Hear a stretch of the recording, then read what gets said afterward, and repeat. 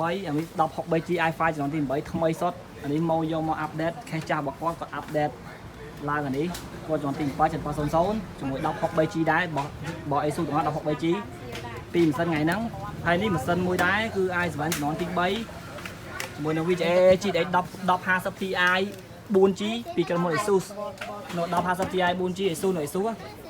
ធានា3ឆ្នាំក្រាហ្វិកកាតហ្នឹងហើយរៀបហ្នឹងធានា warranty 3ឆ្នាំ boss អាចដាក់បាន RAM ដល់ 32G មាន SATA 6G USB 3.0 គប់ពីលឿនហើយ free fan ភ្លើងក្របហើយខេសហ្នឹងខេសធម្មតាតែយើងស្អាតណាស់ខេសហ្នឹងអាសុយទៀតអាសុយនេះឈ្មោះអាសុយណាឈ្មោះអាសុយនេះគឺម៉ាស៊ីនចំនួនទី